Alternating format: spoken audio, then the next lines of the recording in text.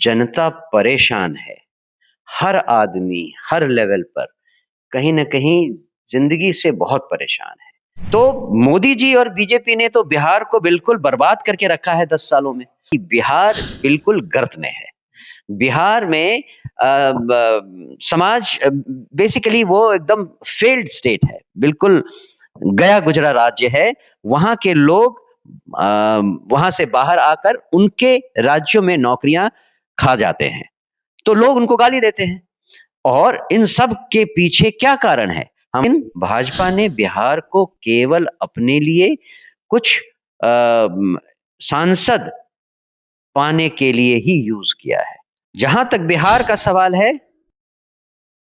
मोदी जी ने कभी भी बिहार को कुछ भी नहीं दिया, और अगर वो चाहते तो जितना विकास गुजरात में हुआ है पिछले 10 सालों में, या मानते हैं गुजरात में विकास हुआ है? ऑब्वियसली, हम क्यों मानेंगे? गुजरात मॉडल आप सब लोग जानते हैं कि गुजरात में कितना विकास हुआ है 10 सालों में, बिहार में क्यों नहीं? ये मोदी से पूछिए। यही तो जनता को मोदी जी से पूछना चाहिए, क्योंकि बिहार के बिना दिल्ली की सरकार नहीं बनती। एग्जैक्टली। तो बिहार के लोगों में न तो उतना गट्स था मांगने का, न उन लोगों को इसकी जरूरत महसूस हुई। हमारे यहाँ के जो नेतागण हैं, सारे राजनीतिक दलों के नेतागण हैं, उन्होंने भी सारी चीजें भुला दी हैं। उनके खुद भी ये समझ में नहीं आता है कि वो समाज की सेवा करने के बजाय समाज पर राज करने के लिए नेता बने हैं। कोई सरकारी दफ्तर अपना काम नहीं करता। हर सरकारी ऑफिसर अपने आप को जनता का सेवक नहीं, अपने को समाज का राजा मानता है। जन स्वराज पार्टी ने वादा किया है कि हमारी सरकार आने के बाद वो हर इंसान जो बिहार से बाहर जाकर मजदूरी रोजगारी नहीं करना चाहता है, उसको बाहर जाने की जरूरत नहीं होगी। देश के सभी सम्मानित नागरिकों को मेरा प्रणाम। आपने देखना शुरू कर दिया जन विकास मीडिया। बिहार में 2 अक्टूबर 2024 को एक पार्टी का उदय होता है, जन स्वराज, जिसके वर्तमान अध्यक्ष मनोज कुमार जी हमारे साथ हैं। हम इनसे जानने का प्रयास करते हैं जो बिहार की बदहाली, जिस चीज़ को लेके जन स्वराज आगे बढ़ रहा, चाहे वो शिक्षा हो, स्वास्थ्य हो, पर लोगों का पलायन हो, या विश्व स्तरीय शिक्षा व्यवस्था की बात करते हैं, ये कैसे आगे चीज़ें सुधरेंगी, क्योंकि 243 विधानसभा सीटों पे चुनाव लड़ने का पूरी तैयारी और रणनीति कहीं ना कहीं जमीनी स्तर पे दिख रही। सर, आपका हार्दिक स्वागत है। धन्यवाद। आपके दर्शकों को भी मेरी शुभकामनाएं। अच्छा सर, आप फॉरेन सर्विस में रहे हैं और अभी मैं आपका स्पीच सुन रहा था, तो बहुत आप आम बोलचाल की भाषा में बोलते हैं, बहुत पॉलिटिकल वे में नहीं। और आप कह रहे थे मैं इन देशों में रहा और ये चीज़ें देखा, सड़क की कई तरक्की की बातें आई। मैं आपसे पहला चीज़ ये जानना चाहता हूँ कि जब आप वहाँ रहें और बिहार आते हैं, देश में भारत आते हैं, तो बिहार को देख के आप क्या सोचते हैं, आपके मन में क्या आता है? क्या आता था ये कहना सही होगा, और लेकिन इतना निश्चित है कि बिहार में जो जनता परेशान है, हर आदमी हर लेवल पर कहीं न कहीं जिंदगी से बहुत परेशान है। क्योंकि कोई भी काम सही ढंग से नहीं होता, कोई सरकारी दफ्तर अपना काम नहीं करता।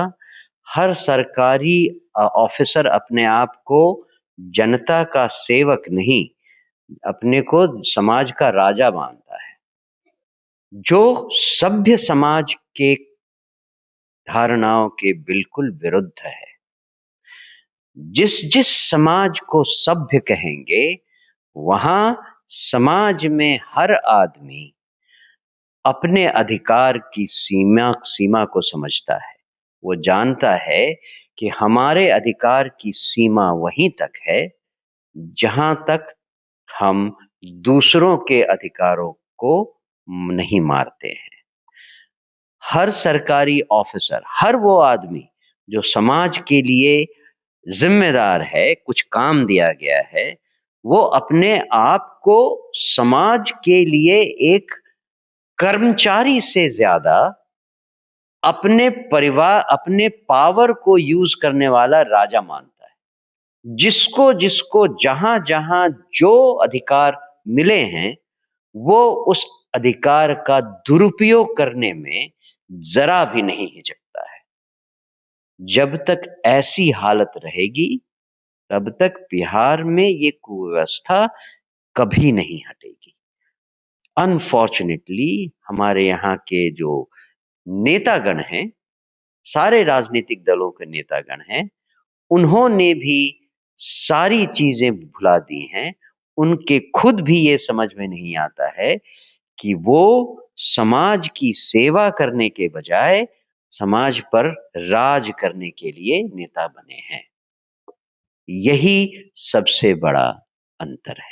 अच्छा सर, अभी आप अधिकारियों के बारे में कह रहे थे आप भी सर्विस में रहे हैं, तो आपके कार्यकाल के दौरान कोई ऐसी चीज जो आपको लगा हो कि ये नहीं होना चाहिए, जिसके कारण बिहार में व्यवस्था जो स्थिति दयनीय है, क्योंकि आप बता रहे नेता, पूरा सिस्टम नेता से ही जुड़ा हुआ होता है, कहीं ना कहीं मंत्रालय हर एक चीज उनके हाथ में होता है, तो उसमें क्या कमी आपको अभी भी लग रही है जो आने वाले समय में सुधरेगी? नहीं, हमें तो दिखता है, और जब लोगों से बात करते हैं तो हर जगह पे यही है।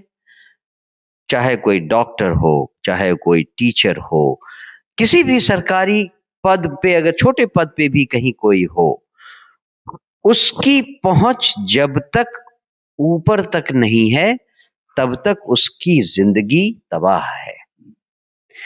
वो चाहे कितना भी मेरिटोरियस हो, उसके मेरिट को कोई नहीं देखता।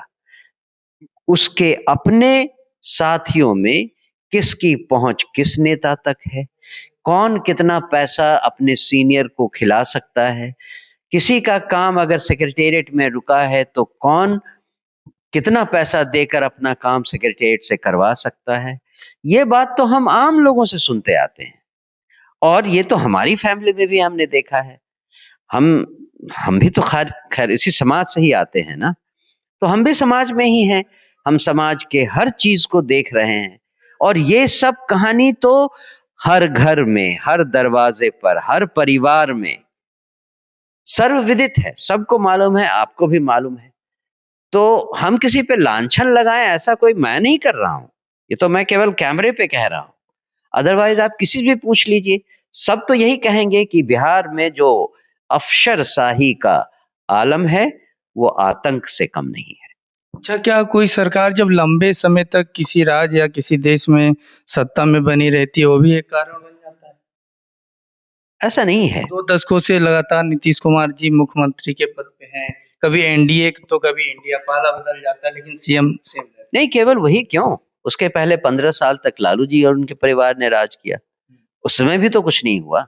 सब लोग अपने परिवार को, अपने लोगों को अगर अमीर बनाने के चक्कर में रहेंगे तो जनता का कौन देखेगा। अगर प्रशांत किशोर जी तो कहते ही हैं कि लालू यादव जैसा बाप नहीं होगा, जो अपने निठल्ले बेटों को भी बिहार का मुख्यमंत्री बनाने के लिए जी जान से लगा हुआ है। तो लोगों को सोचना होगा कि वो अपने बच्चों के बारे में कब सोचना शुरू करेंगे। वो नेताओं के बारे में सोचते सोचते भूल गए हैं कि उनको अपने बच्चों के भविष्य और उनकी पढ़ाई के बारे में, उनके रोजगार के बारे में सोचना चाहिए। हम आपका बैनर देखते हैं तो एक चीज उसमें पाया जाता है कि जन स्वराज आएगा तो 5 काम हो जाएगा, तो उसमें एक प्रमुख पहलू चलते हैं। हम एग्जांपल देते हैं महाराष्ट्र वगैरह, जैसे महाराष्ट्र हरियाणा प्रदेश है, जहाँ पे 2,000 रुपये वर्तमान समय में वहाँ के 60 प्लस लोगों को, 60 ईयर प्लस लोगों को पेंशन मिल रही, लेकिन बिहार में वही पेंशन 400 रुपये है। क्या ये सिटीजन ऑफ इंडिया के हित में है? क्योंकि देश का नागरिक वो भी है, बस प्रदेश चेंज हो जाता है। ये तो प्रदेश के नेताओं से पूछिए, वो क्या सोचकर इतना कम पेंशन दे रहे हैं। ये तो चूंकि ये एक स्टेट सब्जेक्ट है, इसीलिए स्टेट के नेता इस पर डिसीजन ले सकते हैं, लेकिन उनको कम से कम इतना तो देखना चाहिए कि भारत में अगर बाकी जगहों पे वृद्धावस्था पेंशन इतनी मिल रही है, तो वो क्यों नहीं अपने लोगों को वृद्धावस्था पेंशन दे सकते हैं 2,000 रुपए। हमें तो कोई कारण ही समझ में नहीं आता है। बिहार को जितना बजट मिलता है, उसमें से 40% वो यूज नहीं कर पाते हैं, उसको वापस देना पड़ता है। तो उनको कौन रोक रहा है कि बिहार में वृद्धावस्था पेंशन को 400 के एकदम तुच्छ अमाउंट से बढ़ाकर 2000 रुपए कर दिया जाए, जो कि भारत में और राज्यों में मिल रहा है। ये तो केवल सरकार की नाकामी और बेवकूफी ही है। हम भारत के अनेक प्रदेशों में जाते हैं तो एक चीज बहुत कॉमन है कि आदमी बिहारी नाम से गाली भी देता है, कई जगह पे बदतमीजी हो जाती, कई ऐसी वीडियो आती है। और उसका प्रमुख कारण कहीं ना कहीं पलायन है। और इस पलायन को रोकने के लिए आने वाले समय में जन स्वराज पार्टी का और आपका क्या योगदान रहेगा? नहीं, आपने जो कहा कि उसका मुख्य कारण पलायन है, पलायन मुख्य कारण नहीं है। यहाँ से जो लोग, यहाँ के लोग जो बाहर गाली पाते हैं, उसका मुख्य कारण है कि पूरे देश में ये भावना है कि बिहार बिल्कुल गर्त में है। बिहार में समाज बेसिकली वो एकदम फेल्ड स्टेट है, बिल्कुल गया गुजरा राज्य है। वहाँ के लोग वहाँ से बाहर आकर उनके राज्यों में नौकरियां खा जाते हैं, तो लोग उनको गाली देते हैं। और इन सब के पीछे क्या कारण है? हमारे नेताओं की नाकामयाबी, उनकी समझ की यू नो उस पे, उनकी समझ पे तरस आता है कि वो क्यों नहीं इस बात के बारे में सोचते हैं और उसका उपाय करते हैं। जन स्वराज पार्टी ने वादा किया है कि हमारी सरकार आने के बाद वो हर इंसान जो बिहार से बाहर जाकर मजदूरी, रोजगारी नहीं करना चाहता है, उसको बाहर जाने की जरूरत नहीं होगी। 10,000 से 12,000 रुपए का रोजगार का इंतजाम उसके घर में, उसके जिले में कर दिया जाएगा। जन स्वराज 2025 विधानसभा को देखते हुए जब जमीन पे जा रहा है, जो लोग पार्टी से जुड़े हुए हैं, तो वहाँ पे जो जनता है, क्योंकि जातीय समीकरण देखें जिस हिसाब से देश के और प्रदेश के देखें तो यहाँ पे कुछ अंतर ज़्यादा पड़ जाता है जातीय समीकरण के हिसाब से। तो जब जाते हैं लोग तो वहाँ पे क्या मैसेज दिखता है कि क्या जनता भी तीसरा विकल्प कहीं ना कहीं चुनने का प्रयास कर रही है, सोच रही है कि ऐसा होना चाहिए? जनता का क्या रुझान है? नहीं, हम तो जनता को ये समझाना चाहते हैं कि जाति और धर्म के नाम पर विभिन्न राजनीतिक दलों ने उनको केवल धोखा दिया है। एक का डर दिखाकर दूसरे को, दूसरे का डर दिखाकर पहले को वो बेवकूफ बनाते जा रहे हैं। हम उनसे इतना ही कहना चाहते हैं कि ये लोग जो धोखा आपको 40 सालों से दे रहे हैं, इसको समझिए और इससे बाहर निकलिए। अगर आपको एक कोई विकल्प चाहिए, तीसरा जिस पे आप भरोसा कर सकें, जो जाति और धर्म की राजनीति नहीं करते हैं, तो आप जन स्वराज पार्टी को समझें और हमारा साथ दें। एक पोस्टर वार हम अभी देख रहे थे सोशल मीडिया पे, हरियाणा, दिल्ली, महाराष्ट्र, अब बारी बिहार की। और जो अभी इस टाइम का इलेक्शन है तो कहीं ना कहीं यहाँ पे धार्मिक जो राजनीति है, धार्मिक वर्चस्व आप देख रहे होंगे, और सोशल मीडिया के माध्यम से ये दिखाया भी जा रहा है, पहुंच भी रहा है। इसको आप कैसे देखते हैं? इसको कैसे तोड़ पाएंगे आप? नहीं, जो आपने कहा हरियाणा, महाराष्ट्र, दिल्ली, अब बिहार की बात। बिहार की जनता समझ गई है। पर्टिकुलरली जो भाजपा है, उसकी राजनीति बिहार की जनता अच्छी तरह से समझ गई है। अपने 10 सालों के शासन में अगर बीजेपी को बिहार की चिंता होती, तो बहुत कुछ बदल जाता। रोजगार के इतने सारे अवसर यहाँ पैदा हो सकते थे। लोगों को यहाँ से भागने की जरूरत नहीं होती। लेकिन भाजपा ने बिहार को केवल अपने लिए कुछ सांसद पाने के लिए ही यूज किया है।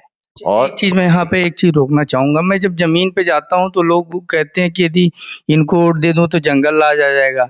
बीजेपी को हम इसलिए वोट देते हैं क्योंकि हम मोदी जी का चेहरा देखते हैं। मोदी जी ब्रांड बीजेपी कहे जाते हैं इस टाइम पे। तो क्या उन्होंने भी प्रयास नहीं किया कि बिहार में रोजगार की व्यवस्था की जानी चाहिए? क्योंकि कई जगह वो जब आते हैं तो वो मिल की बात करते हैं, चाहे वो गन्ना उत्पादन, अनेक अनेक व्यवसाय व्यवसाय की बात करते हैं, लेकिन वो जमीन पे दिखा नहीं।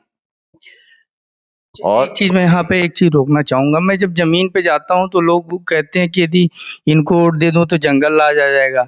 बीजेपी को हम इसलिए वोट देते हैं क्योंकि हम मोदी जी का चेहरा देखते हैं। मोदी जी ब्रांड बीजेपी कहे जाते हैं इस टाइम पे। तो क्या उन्होंने भी प्रयास नहीं किया कि बिहार में रोजगार की व्यवस्था की जानी चाहिए? क्योंकि कई जगह वो जब आते हैं तो वो मिल की बात करते हैं, चाहे वो गन्ना उत्पादन, अनेक अनेक व्यवसाय व्यवसाय की बात करते हैं, लेकिन वो जमीन पे दिखा नहीं।